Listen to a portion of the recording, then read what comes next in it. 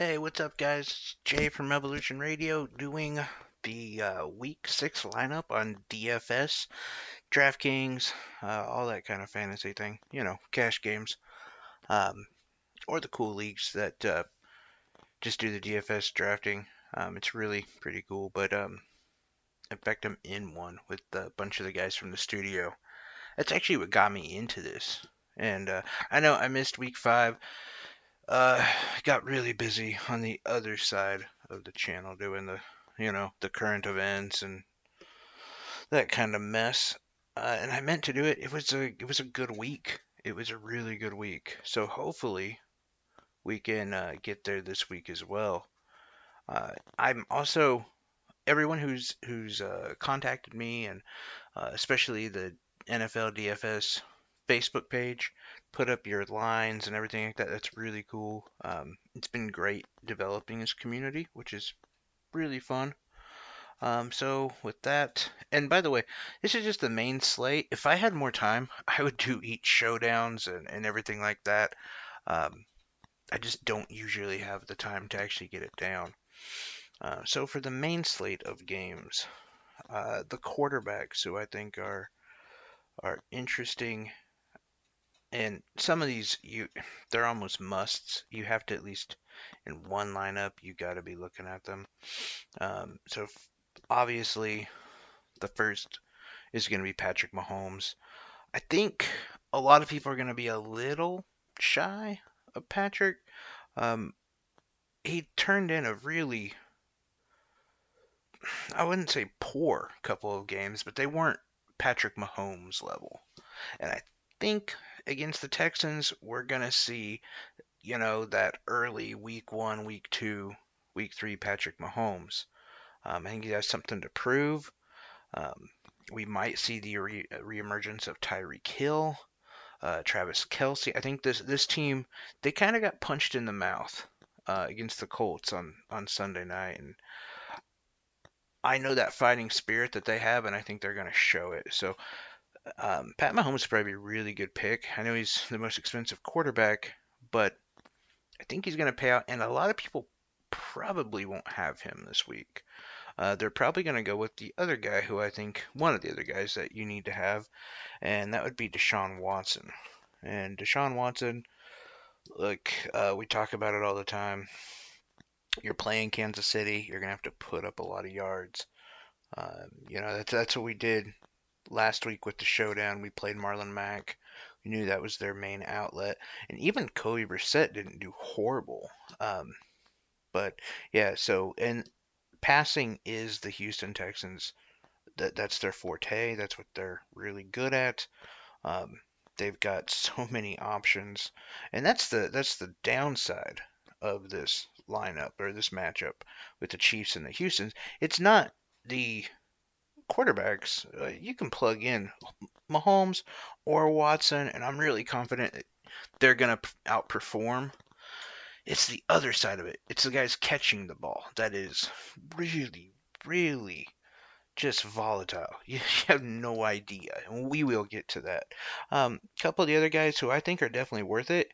Um, it is kind of hard in that price range because you are so close to Watson, but Philip Rivers, or Philip Rivers, I'm sorry, I'm reading other stuff. Russell Wilson, I think he's one that could be. Part of me just thinks it's because I'm riding that Philip Rivers Seattle Seahawks high. That's my team, so I would take that with a grain of sand. Uh, I don't know. Um, I believe in my boy, and he's really outplayed himself, or maybe played up to the level that us Seahawks fans knew he was capable of. But I have heard that the weather conditions are not going to be great in Cleveland. The reason, aside from the fact that I just love Russell Wilson and he's leading the NFL for MVP candidates right now, the other reason why I would go with him, the logical reason, is because the Browns have a horrible pass defense. And I mean, they're missing so many guys. So many of their DBs are gone. Um, we know Lockett's going to be catching the ball. It's just how much is Wilson going to be throwing it? I don't know. A lot of that, like I said, really depends on that weather. It's going to be really windy, and yeah, maybe to the point where passing is going to be an issue. But it's an option, especially if you want to do that contrarian pick where you're not going to get a lot of money, or you're not going to have a lot of people playing him. The problem is the money. He's pretty high up there. Two other guys who I think you definitely want to at least run one lineup with either one of them. Kyler Murray. Kyler Murray has the option with his legs, and we're seeing that expand every game. It seems like he's doing that a lot more. And he's playing Atlanta, which, I haven't thrown a football in 15 years probably, but I think I could get a few yards on Atlanta. Just real porous defense. And Matt Ryan, because the Cardinals are really porous defense. This game between the Cardinals and the Falcons is most likely going to be a shootout. And so those two guys, and Matty Ice, I don't know if he deserves the name Matty Ice anymore, to be honest, but he can put up 400 or 500 yards. Um, will he tomorrow? I don't know. Probably not the 500, but he can easily do 350, 400, and still probably not get a touchdown. But he flings the ball around a lot. We all know that. He's not unlike a Matt Stafford. So 6,400, 6,500 for Kyler. It's still high up there. If you're looking for a cheaper quarterback, and I know this seems a little insane, Kirk Cousins. I I won't probably have him in many lineups, but it's interesting, right? Because one thing we remember about Philadelphia, the big one, is the game against Green Bay, that Thursday night game. And do you remember how many fantasy points Devontae Adams had against Philadelphia? It's a ton because they're not great at pass coverage, and especially on wide receiver one, who, yeah, Devontae Adams, an elite receiver, one of the best in the league. Same with Adam Thielen, except for on the other side you also have Stephon Diggs, who is another great receiver. The team seems to kind of be coming back together right now. Um, so we'll see. He's an option, and of course I got to throw out my man from Jacksonville. Gardner Minshew is not a horrible option, but and especially at 5,000. Okay, um, and I'm pleading a case for him only because he just seems to perform, and he seems to be getting better and better. I know the Saints have a great defense, so that's not fantastic, but look what Russell Wilson did to that defense. And I know it's coming from behind, but I'm sure Jacksonville will probably be somewhat in that same vicinity of having to keep up.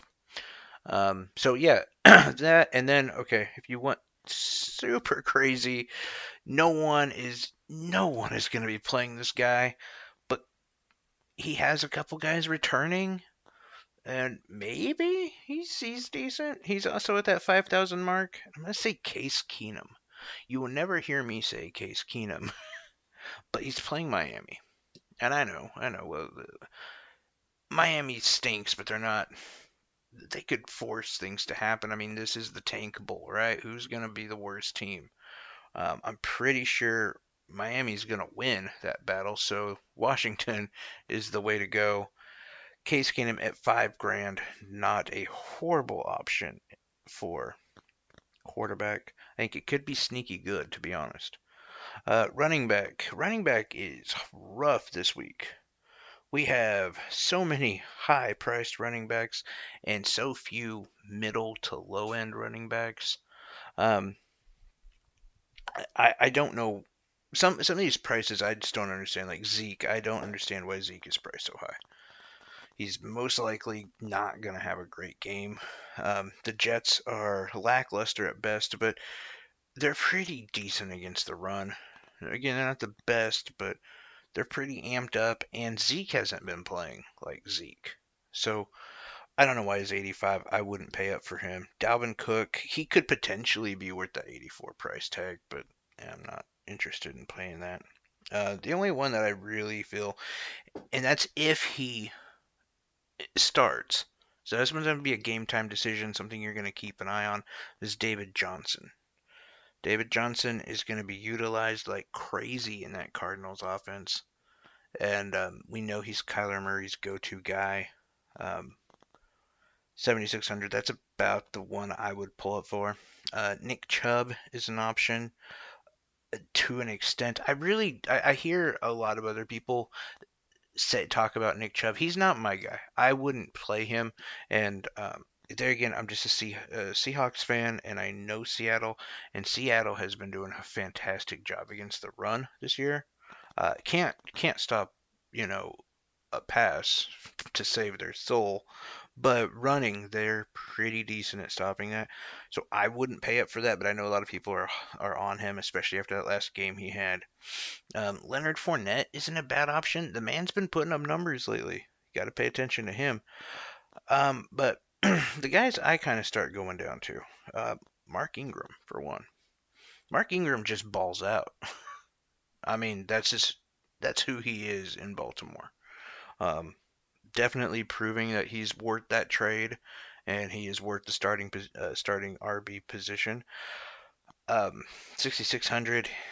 I think that's perfect. And he's playing, at home against Cincinnati. You know they're going to have the lead. You know they're going to be running a lot. He's also been pretty effective as a catcher. Um, I say Mark Ingram all day. Le'Veon Bell, it's a little sneaky in here, but the one thing to remember is he's like 89% of their offense. It's not that high, but seriously, I mean, I don't know how many people watched that. I believe it was a Thursday night game or a Sunday night game. I can't remember. I mean, I actually just felt bad for him. It was like every play was going to Le'Veon because there was just nowhere else to go, and he's just getting his ass beat. But Le'Veon, definitely somebody I would think about, especially at 64. It seems eerily cheap. But I got a few other guys who I would definitely play. Damian Williams, I think he could be interesting. He's coming back for Kansas City. Um, Mahomes likes throwing to his running backs, and they sneakily get a lot of points. So Damian Williams at 57. Uh, Definitely not a Joe Mixon guy, by the way. I've seen a lot of people say Joe Mixon. I definitely would not play Joe Mixon. Baltimore's too good, and Cincinnati's going to be behind. Philip Lindsay, I think, is a fairly smart play. He's not overkilling it. He's going to be decent. And you're paying in that price range where it's almost middle to low. So you're going to get a return on him. So here's the guys that I'm really interested in. One is Jordan Howard. I know, and look, don't this one I'm really iffy on. So if you're just feeling kind of crazy, but Jordan Hallard's been getting the ball a lot more, and talking about utilizing him a lot more. The Eagles tend to win more when they run the ball, and I think they're starting to figure that out. And Jordan Howard's that number one back. When he gets going, he's really good, and he'll rack up those points. So that's one that I think, yeah, and especially at 4,900. We can go even lower here. Adrian Peterson at 45. I know. It's that whole mentality, though. You're facing the Dolphins. It's not only that, it's the fact that they fired Jay Gruden. And Callahan, the new coach, he has been talking about how he just wants to get to a run first mentality. And Adrian Peterson has been hyped up about this. The offensive line has been hyped up about it. What better place to, debut this run heavy offense than in Miami? And at 4,500, it is hard to argue that he's going to have a fantastic game. By the way, I'm going to mention this. We talked about David Johnson earlier, and I'm just looking at it now. If Johnson doesn't start, go Chase Edmonds all the way. He's also at 40. He's at 4,600. Um, you could have some really cheap running backs who are doing really big things out there. The other running back that I would pay down for or think about, especially if you're anywhere targeting um, the San Francisco game. A lot of people are going to be up on um, Matt Breida, I'd go Tevin Coleman. Tevin Coleman's actually he gets a majority of their runs. Not by a lot, by the way. It is still a committee. It's a three-headed monster back there. But if you're gonna go in that range, and he's at the low end of prices. For some reason, I can't find him at the moment to give the exact price. Um, Let me see here. Tevin Coleman. Yeah, 4,400. That's what I thought he was. But yeah, that price tag, that's gonna be great. And you know that they're gonna be relying on those backs. They're playing, the Rams. They're gonna do what has been working for them. I don't think they're just gonna switch it up. The other running back I would think about, and I know I'm a homer, so I'm gonna say it, but Chris Carson, guy's just been knockout. He's just been he's been great since those fumbles. Uh, he's been really, really solid, and Seattle likes to run the ball. That's how Wilson gets to throwing so much. So, and against Cleveland, I think that that's what they're going to have to do. They're going to have to establish a really strong run game to get those fans, retracted, to really mess with the psyche of the Browns. So, yeah, Chris Carson, real smart there. Wide receivers. Um, so here's one that, again, it's a game time decision, and I hate doing game time decisions. It's a guy on the screen that we just saw, Tyreek Hill. At 69, he's super awesome if he plays. We don't know if he's going to play. That's the problem.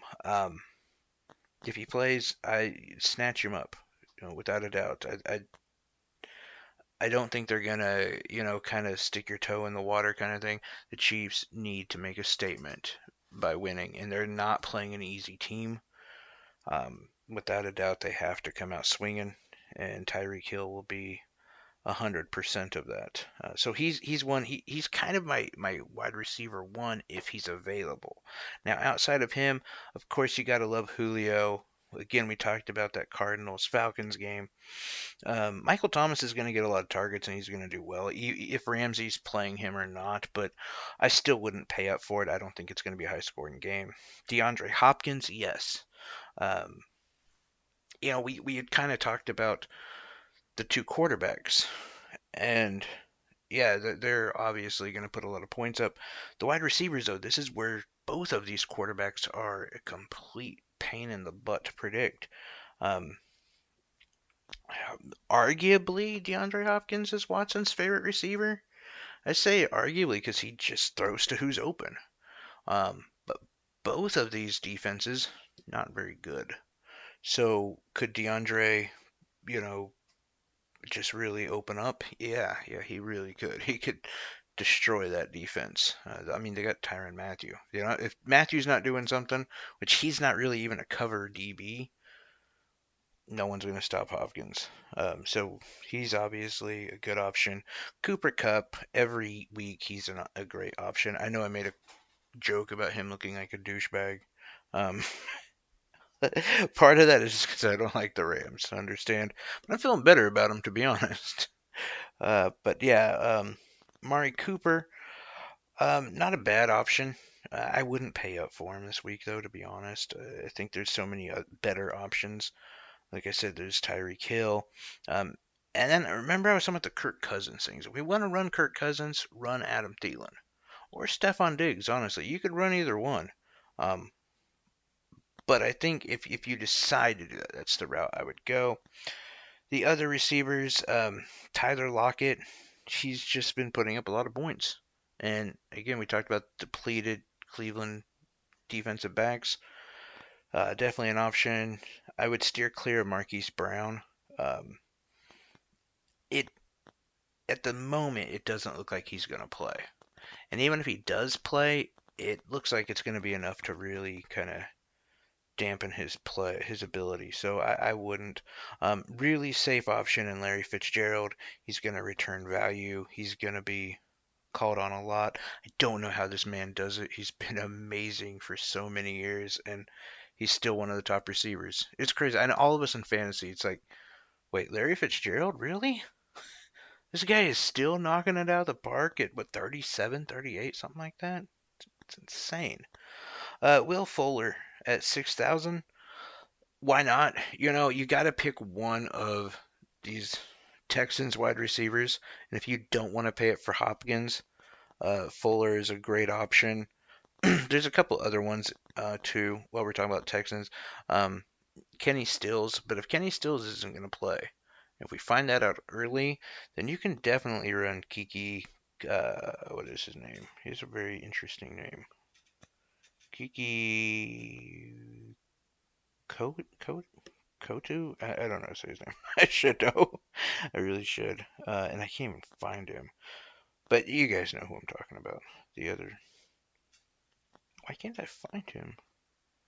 But yeah, the fourth receiver for the Texans, because that slot position, Deshaun Watson likes to exploit that a lot, so he's going to be a good option. Let me see where we're at. I kind of lost place there. Terry McLaurin for Washington. Hey, there's that, 6 grand. There's that Case Keenum stack against Miami. Why not? That's not a bad option, and it could be such a contrarian pick that you end up winning with that. Um, no one's going to think about that, especially this week. I'm not going to say no one's going to think about it, but it's going to be seldom used. Um, to get back real quick to the Texans Chiefs, there is Demarcus Robinson. And let me just say this about the Chiefs receivers. I'm not more on one of them than I am on the other one. I know Byron Pringle, people are looking his way, and it is kind of like he just did really well. Demarcus Robinson, remember when he had that big breakout game against Oakland? And oh my God, Mecole Hardman has kind of been middle to, in that range. Everyone's kind of been predicting who's going to be the guy. It's such a kind of crapshoot with Kansas City that if it's not Tyreek Hill, I've kind of learned my lesson to either eeny, meeny, miny, mo, kind of look at the matchups, obviously, but against Houston and against most people, um, it doesn't make sense. Like, against the Lions, we didn't want to run with Sammy Watkins. Why? Because he was up on Slay. Slay was going to be defending him. He's one of the best elite corners. That's going to make a difference. But here, who's he really against? Nothing talk smack on the Texans, but I wouldn't say their DBs are better than Kansas City's wide receivers. Not to mention, I don't believe they have the speed. So it is kind of an eeny, miny, mo. If you end up having to pick up, um, Mecole Hardman because you just have no more room, or he's available, that's a good slot. It's a good play. Uh, the only thing to watch out for in this one is because we know Sammy Watkins isn't going to play, so that puts Demarcus Robinson in wide receiver 2, maybe. Because if Tyreek Hill doesn't play, Robinson is now 1.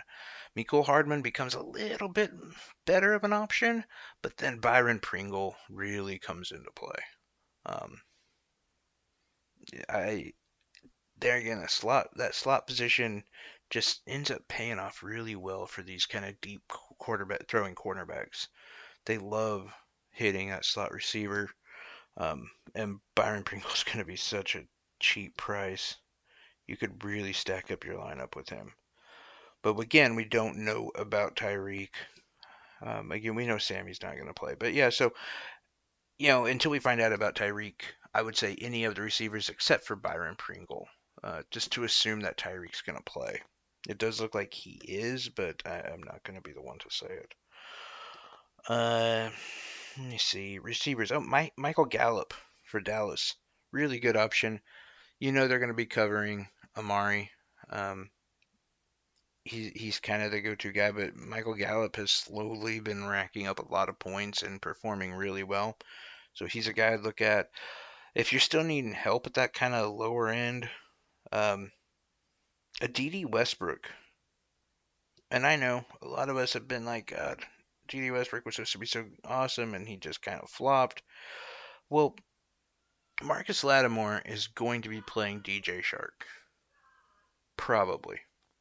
It, it's it's arguable, but I would say he will be because Shark has outplayed Westbrook, and Shark has kind of fallen into that wide receiver one position, and DD Westbrook's gonna be that slot position, and it seems like in the last couple of weeks, Minshew has really taken a liking to Westbrook.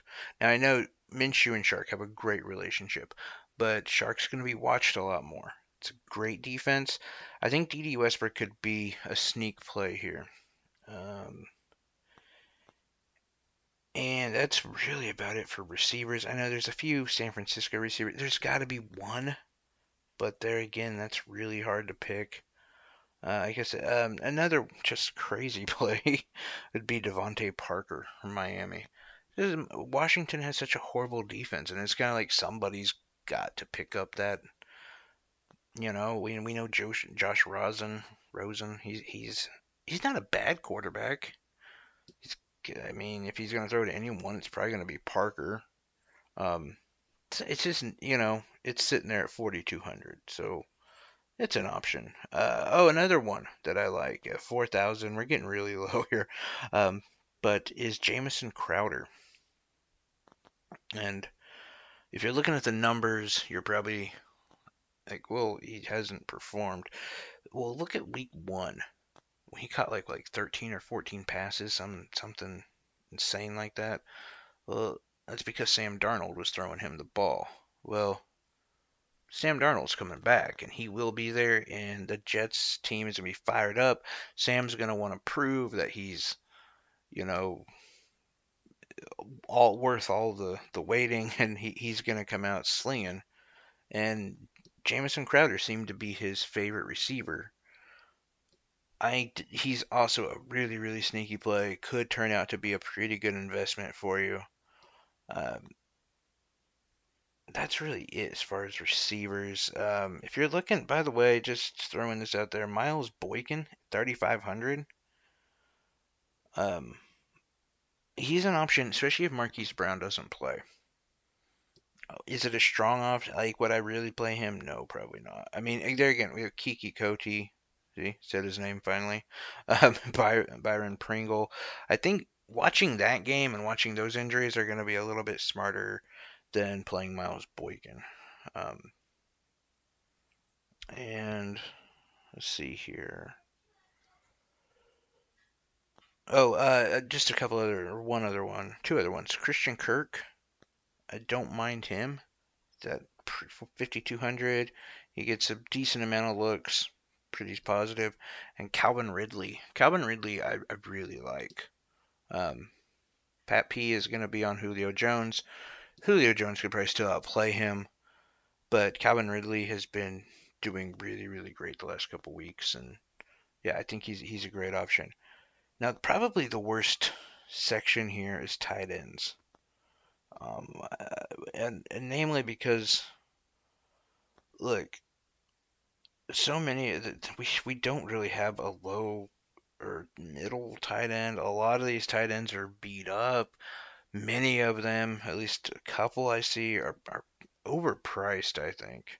But I am going to sit there and suggest you get the most overpriced tight end. I think this is it for Travis Kelce. A lot of people are tired of him. I don't think he was that top 20 pick that a lot of people thought he was at the beginning of the year, but I do think he is well worth a play here. Houston, they're just so porous on defense, and you can't have all of these weapons at Pat Mahomes' disposal and still cover Travis Kelce like you need to. You then give up the big play, you're going to give up Travis Kelce, or you're going to give up the pass to Damian Williams. You're going to give up somewhere. And Travis Kelce, he's a big, big man, and he can run a route very well. So I would pay up for him. I wouldn't be messing with Zach Ertz. Zach Ertz is just I mean, he's not horrible, but I wouldn't waste it. George Kittle. I would not be looking at Kittle in this game either.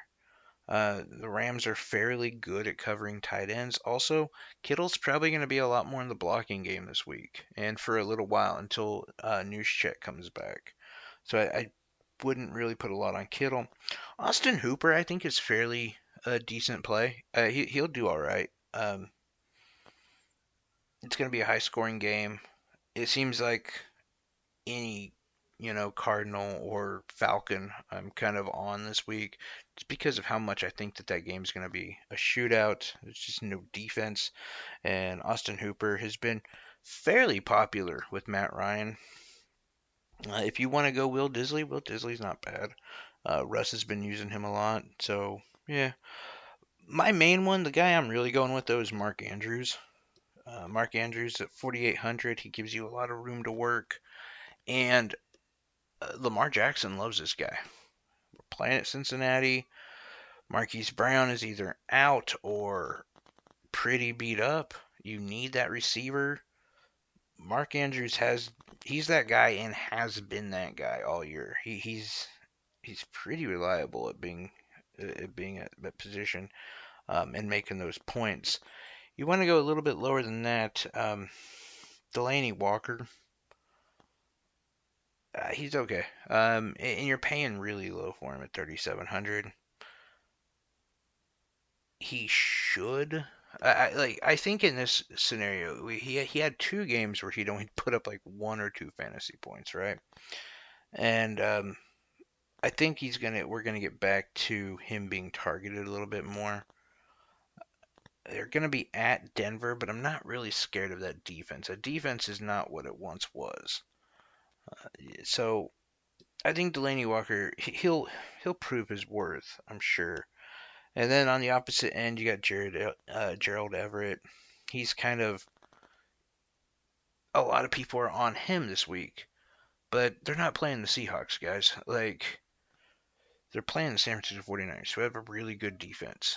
I'm not buying in to Gerald Everett. If you want to start him, he's probably going to do okay. He'll probably play his worth. But I don't think there's that ceiling that Delaney Walker has. Delaney Walker just has a little bit more of a ceiling. And definitely neither one of those guys have anywhere near what a guy like Mark Andrews has. So those are the options at tight end. There's just not a lot of them. Everyone's getting beat up, and then we have just kind of a very slim pickings anyway. Defense-wise, so defense is a weird play this week. I'm gonna be honest. I don't think there's gonna be a really dominant defense. I'm sure that on some end there's going to be. Like, I'm sure Washington would be pretty smart to go with. Dallas, maybe. I don't know. Dallas is a hard one. I think it either could be or couldn't be, which I know that sounds really stupid, but because that's with all of them. But I think Dallas has the potential to go either way. It just depends how they play. And when I say they, I mean the Jets. I'm sorry. And I don't think it's just worth that gamble because I just don't think that 4,300 price tag is going to benefit you more. It's not going to pay out exponentially more to justify that price. Here again, the Ravens. The Ravens they're fantastic at defense. Cincinnati likes to throw the ball a lot though, and they can put up a lot of numbers, not points, but numbers, a lot of yards.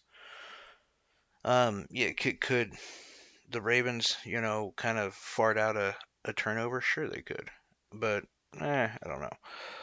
Like I said, the Redskins, they're a pretty solid option. I mean, they got to Tom Brady like 4 times last week. They've done some decent stuff, and they're playing Miami. But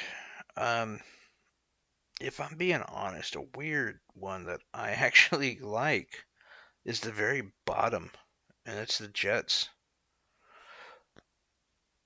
I just feel you're going to be in New York. The Jets are pretty pumped up. Not saying they're going to win. Some people are predicting that. But I'm not saying that that's going to happen. But what I am saying is I don't think they're going to give up many more points than the Dallas does on the other end. Like, I don't think there's going to be a dominant defense. And throughout this entire slate of games, there's going to be a lot of scoring. And so I think if you go with the Jets at 150, or 1500, however you want to say it, that really opens the door for pretty high end picks as far as wide receivers, running backs, those kind of high end marks that we need to hit to have a successful Sunday. That would be one thing that I would definitely think about doing. I've done that a little bit more than what I probably should have this week, to be honest.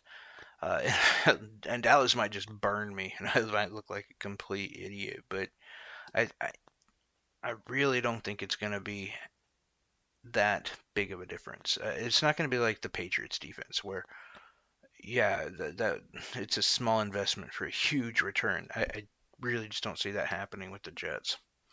Anyway, that's it for me, guys. Curious about your lineups and what it's working for you guys and what you're going to be running with. It's a very last minute video, but we are that's how we do it here. It's what ends up happening. Anyway, thanks a lot, guys. We put this up on the NFL DFS channel on Facebook, Spotify, Google, iTunes, all that stuff. It's Revolution Radio, or you can look up the producer, Zach Dillon, ZAKKDILLON, and it is on the YouTube page Community of Ideas, where there's only two topics: current events and DFS football right now, but that is growing rather rapidly. Anyway, thanks a lot, guys. Have a great evening.